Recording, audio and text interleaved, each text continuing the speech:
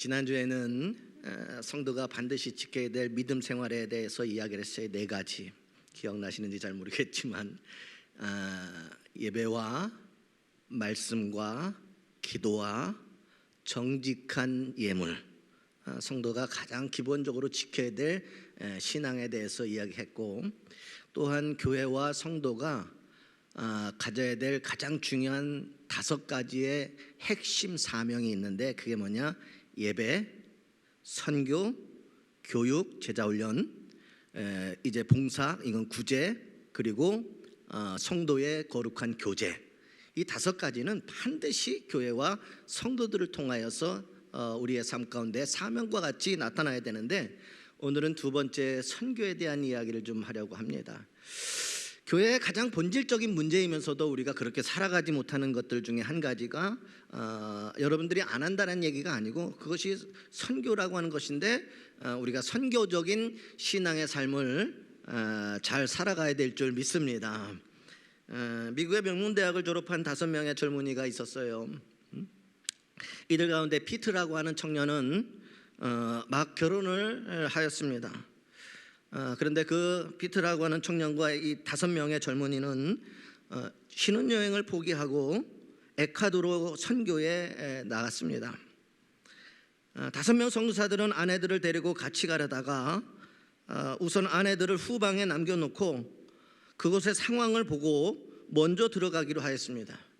저도 선교사로 나갈 때 그렇게 했어요. 제가 먼저 나가서 그런 거 있잖아요. 살 집도 얻어놔야 되고 하는 모든 여러 가지들, 거기에 지금 어떻게 우리가 뭘 해야 될지, 그래서 한 6개월 정도 제가 먼저 나가서 모든 것을 상황을 둘러보고 이제 사랑하는 가족들을 함께 왔는데, 그래서 이 5명의 선교사님들은, 남편 선교사님들은 경비행기를 타고 기독교인이 단 한 명도 없는 아우카 인디언 마을로 들어가게 되어집니다. 1965년 1월 2일 이 피트 선교사는 아내에게 급한 무전을 보냈어요.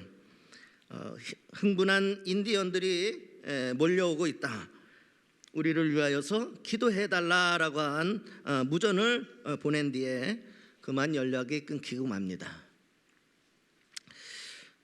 이튿날 구조대원과 가족들이 현장에 도착해 보니까 5명 선교사들은 싸늘한 시체로 변해 있었습니다. 그들에게는 자신들을 보호할 수 있었던 총과 무기를 가지고 있었는데, 그러나 그것을 사용한 흔적은 보여지지 않았습니다. 5명 모두가 인디언들에 의해서 결국 순교를 당하고 말았다라고 하는 것입니다. 20대의 선교사 부인들은 사랑하는 이제 남편 선교사님의 이 죽음을 보면서 울부짖으며 한 가지의 결심을 하는데, 남편들이 이뤄내지 못한 이 과업을 우리가 이루어내보자. 우리도 그 자리에서 같이 죽어야 했는데 우리를 두고 떠난 것은 우리가 후발대로 들어가라고 하나님께서 생명을 허락하신 것이다. 우리는 이제 생명을 주신, 우리를 살려주신 하나님의 은혜에 보답을 하자라고 하는 결단을 하게 되어집니다. 그리고 이 남겨져 있었던 5명의 아내 선교사님들 모두 아우카 마을로 들어가게 되어졌고, 그곳에서 살면서 복음을 전하기 시작을 하였습니다. 그 후 약 50년이 지난 지금 그 마을은 완전한 복음의 땅으로 변하였습니다. 선교사를 살아했던 5명의 그 인디안들 가운데에 4명은 목회자가 되었어요. 1천여 명의 주민은 모두 주님을 영접하는 기적과 같은 놀라운 일들이 그곳에 있게 되어졌습니다. 가연 이들이 죽을 줄 알면서도 그와 같은 선교의 자리로 나아갈 수 있었던 것은 하나님께서 그들에게 주신 사명의 자리가 너무나도 존귀하고 귀했기 때문이라는 거예요. 내 생명을 바쳐서라도 하나님께서 나에게 주신 이 땅 가운데 살아가야 될 의미와 생명을 주신 그 사명, 하나님의 나라를 위하여 살겠다라고 그들은 믿음의 결단을 했고, 결국 그들이 나아갔던 그 현장에서 그들은 처참하게 살해를 당했어요. 그러나 하나님은 그 피를 흘린 선교사님들이 피를 흘린 그 땅에서 다시 아내 선교사들을 통하여서 결국 그 땅을 회복시켜 주시고 그 영혼들을 구원시켜 주셨고 그들을 통하여 하나님의 나라를 확장해 주신 줄 믿습니다. 하나님의 유일하신 뜻은 세상을 구원하는 것입니다.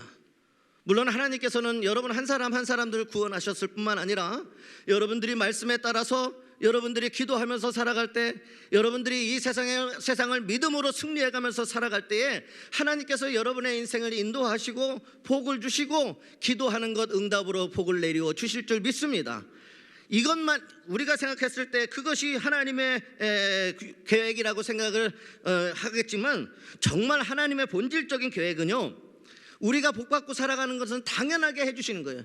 근데 정말 본질적인 유일하신 하나님의 뜻은 이 세상을 구원하는 데 하나님의 뜻이 있다라고 하는 사실입니다. 하나님의 불타는 소원은 세계 복음화인 것입니다. 하나님의 뜨거운 관심은 영혼을 구원하는 일입니다. 다시 말하면 하나님의 뜻, 하나님의 소원, 하나님의 관심은 영혼을 구원하는 선교에 있다라고 하는 것을 분명하게 우리는 깨달아야 될 것입니다. 하나님은 아담과 하와가 범죄한 다음에 선교를 시작을 하셨어요. 그들이 하나님 앞에 죄를 지었다는 거죠.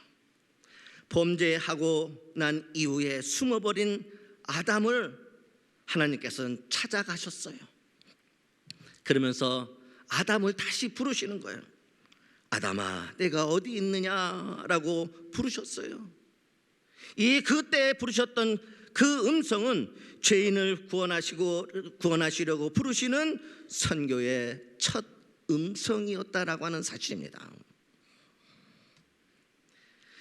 하나님의 뜻이 가장 잘 나타나 있는 구절이 요한복음 3장 16절에서 17절의 말씀이에요. 하나님이 세상을 이처럼 사랑하사 독생자를 주셨으니 이는 저를 믿는 자마다 영생을 얻게 하려 하심이니라. 하나님이 그 아들을 세상에 보내신 것은 세상을 심판하려 하심이 아니오 저로 말미암아 세상이 구원을 받게 하려 하심이라. 저로 말미암아 이 세상의 모든 사람들이 하나님의 구원받기를 위하여서 예수 그리스도를 이 땅에 보내셨다라고 하는 거예요. 하나님은 세상 구원을 위하여 이 땅 가운데 예수님을 선교사로 파송하셨다라고 하는 사실입니다. 오늘 우리가 읽은 디모데전서 2장 4절에는 하나님의 소원이 잘 나타나 있어요.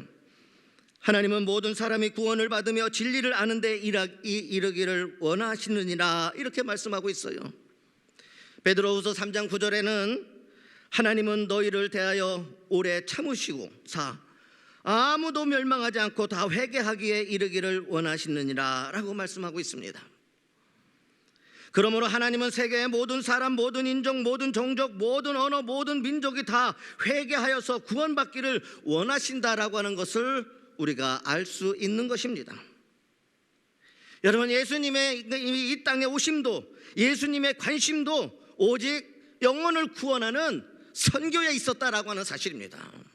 예수님께서 베풀어 주신 은혜와 기적과 같은 놀라운 모든 사건들은 물론 그 예수님의 은혜를 받아서 병고침을 받은 많은 사람들이 그것이 삶의 기쁨이 되겠지만 그 목적 자체는 그 영혼을 살리시기 위함이었다는 거예요. 그 영혼을 구원하기 위해서, 그가 예수 믿고 구원받게 하기 위해서 그들에게 필요한 것들을 예수님께서는 나누어 은혜로 베풀어 주셨다라는 거예요. 그 모든 목적에는 그 영혼을 살리는 데 있었다라고 하는 거예요. 예수님이 이 세상에 오신 이유가 무엇입니까? 누가복음 19장 10절에 이렇게 말씀하고 있어요. 인자에 온 것은 잃어버린 자를 찾아 구원하려 함이니라, 이렇게 성경은 기록하고 있다는 거예요. 예수님이 이 땅에 오신 이유가 분명해지는데 뭐냐? 잃어버린 자를 찾아서 구원하게 하시려고 이 세상에 오셨다라고 하는 사실입니다. 그런 의미에서 예수님은 선교를 위하여, 영혼 구원을 위하여 이 땅 가운데 인간의 육신의 옷을 입으시고 선교사로 오셨다라고 하는 사실입니다. 예수님이 제자들을 뽑아 훈련시킨 것도 선교 때문이었어요. 그러므로 제자를 훈련시키는 것은 선교 훈련이었다라는 거예요. 다음 구절들을 통하여서 사복음서 마태, 마가, 누가, 요한 이 사복음서의 결론도 다 선교라고 하는 사실을 우리가 알 수 있습니다. 마태복음의 결론인 마태복음 28장 19절에서 20절에 이렇게 기록되어져 있어요. 성경의 모든 사복음서와 마지막 부분에는 항상 그 결론이 뭐라고 나오느냐, 너희는 가서 모든 족속으로 제자를 삼아 아버지와 아들과 성령의 이름으로 세례를 주고 내가 너희에게 분부한 모든 것을 가르쳐 지키게 하라 말씀하고 있어요. 전 세계의 2만 4천의 모든 족속들을 다 복음화하라라고 명령하고 계시다라는 거예요. 제자들을 선교사로 파송하셨다라고 하는 사실입니다.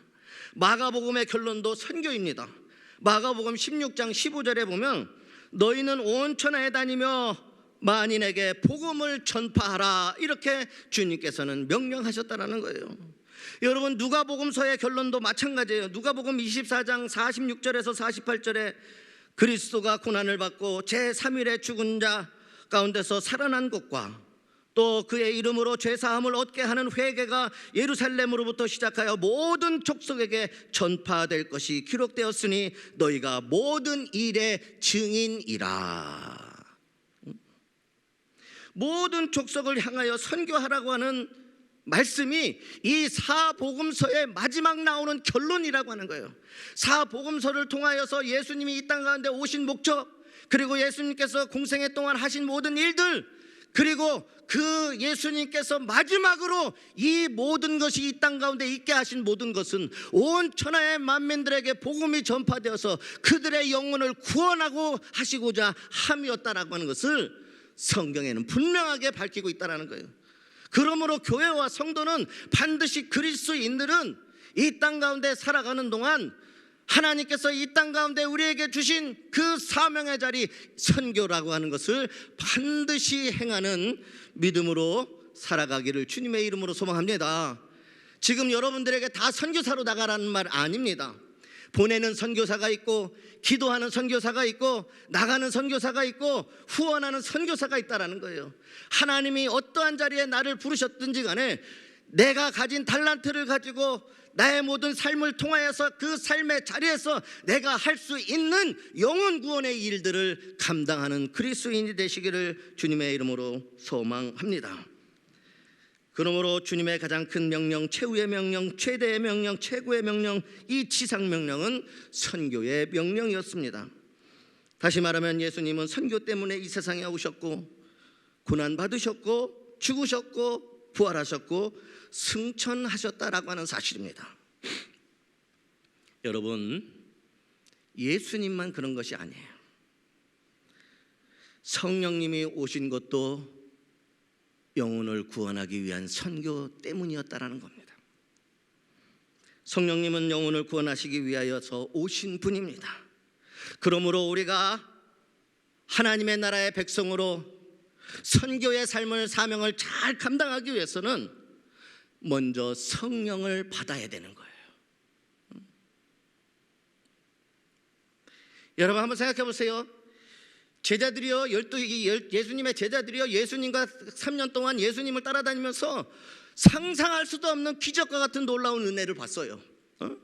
안전뱅이가 일어나고, 혈루병자가 치료되어지고, 눈먼 자가 눈을 뜨고, 문둥병자가 치유함을 받고 하다 예수님께서는 죽은 자까지도 살려내시는 엄청난 기적과 같은 놀라운 일을 제자들이 있는 곳에서 보여주셨다라고 하는 거예요.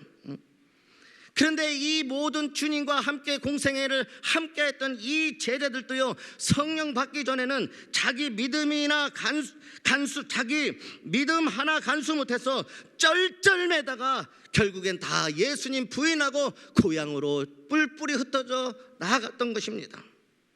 그러나 여러분, 그들이 정말 성령을 받고 난 이후에는 비로소 진짜 제자가 되어서, 진정한 믿음의 사람이 되어서 선교사로서의 사명, 영혼을 구원하는 일에 생명을 바치고, 예수님의 12 제자 중에서 요한을 제외한 모든 11 사도는 우리가 상상할 수도 없이 처참하게 복음을 전하다가 주님의 나라를 위하여 생명을 헌신했다는 거예요.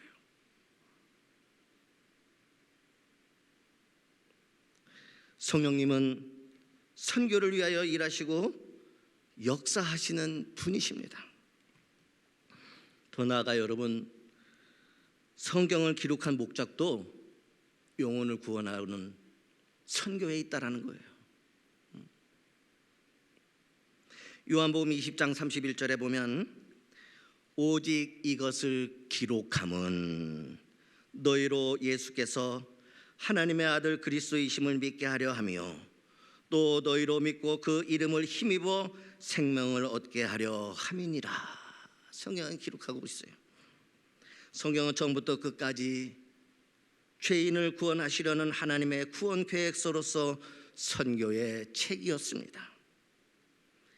교회를 세우신 목적도 선교에 있습니다. 모든 하나님이 계획하신 모든 일들이 거기에는 영혼을 구원하는 선교의 목적이 있었다는 사실이에요. 성령님은 교회와 성도들의 헌신을 통하여서 선교하시는 성령 하나님이십니다. 그러므로 교회는 철저하게 영혼을 구원하는 선교 중심이 되어줘야 되는 거예요. 교회를 통하여 생명이 구원받고 영혼이 살아나고 영혼이 잘된과 같이 범사가 강건케 되어지고 잘되는 믿음의 역사가 하나님의 몸된 교회를 통하여 불같이 일어나는 양양교회가 되기를 주님의 이름으로 소망합니다.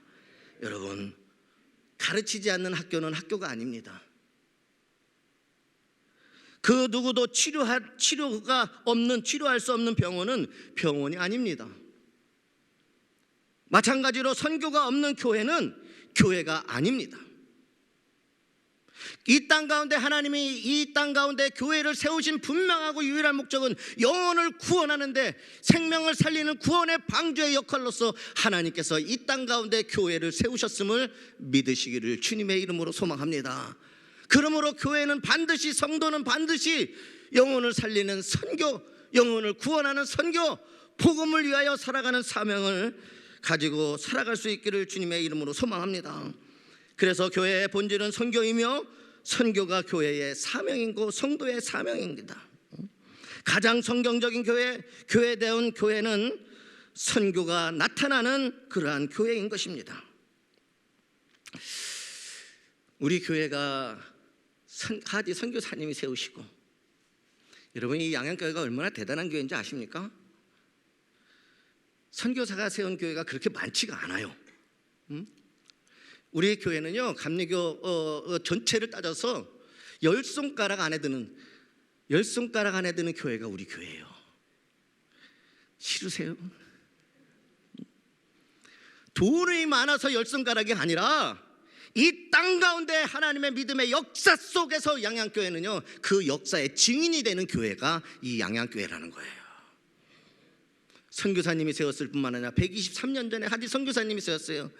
원산 대부흥의 운동이 일어나기 전에, 평양 대부흥의 운동이 일어나서 지금 한국교회가 이와 같은 부흥이 일어나기 이전에 이곳에 하나님께서 하디 선교사를 통하여서 이 땅 가운데 세우신 이 양양교회가 정말 하나님께서 이루시기를 원하시는 하나님의 나라의 그 선교의 비전이 다시 한번 불같이 일어나는 교회가 되기를 주님의 이름으로 소망합니다. 예수전도단에서 파송한 이용주 선교사님의 이야기를 좀 하고 말씀을 정리합니다. 이 이용주 선교사님은 원래 큰 배를 타는 마도로스였어요. 1등 항해사였어요.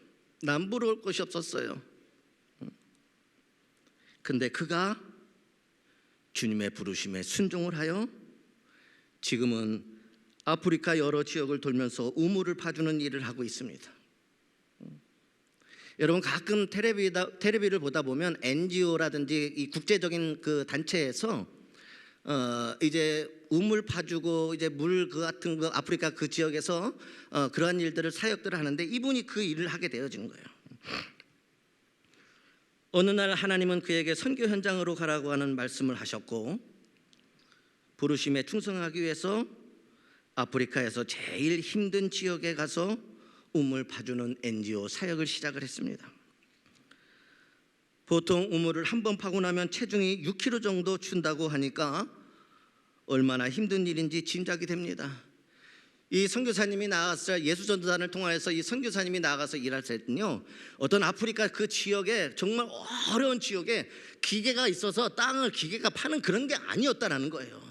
선교사님들과 믿음의 동역자들이 진짜 곡괭이 들고 땅 파고 흙 파고, 그래서 그 지역에 어렵고 물이 없는, 그래서 이제 기근과 재난으로 죽어가는 많은 사람들, 그들을 위해서 그 땅을 파다 보니까 한 번 파고 나면 6kg가 빠진다는 거예요. 살 빼고 싶은 사람들은 아프리카 가서 땅 파시면 살이 쫙 빠지고, 뭐 이 땅 가서 뭐 돈 내고 약을 먹으면서 빼려고 하지 마시고 헌신하고 말해요. 가서 좋은 일 하고 말해요. 생명을 살려내고 말해요. 6kg. 한 번은 다른 지역보다 더 힘들고 어렵게 우물을 파았는데 가뭄이 너무 심해서 땅은 땅대로 다 굳어버린 거예요. 사람들은 사람들대로 목마름에 힘들어하던 곳이었습니다. 그런데 선교사님과 동역자들이 수고한 결과 그 우물에서 물이 올라오기 시작을 했습니다.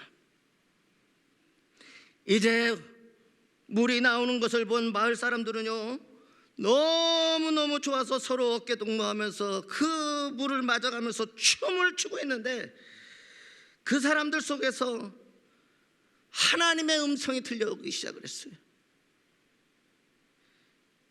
용주야, 고맙다.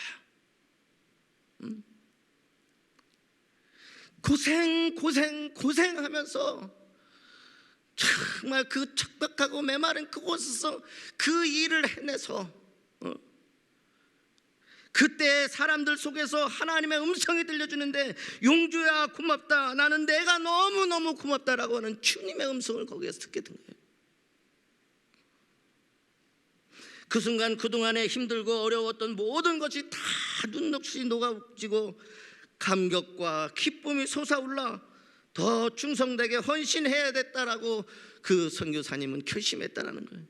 하나님께서 이렇게 이것을 모든 것을 기뻐하시는 곳이나. 오늘 또 선교사들과 동역자들은 세계의 어려운 지역 땀 흘리면서 영혼 구원을 위하여 헌신하고 있습니다. 주님은 작은 일에 충성하는 우리를 기뻐하십니다.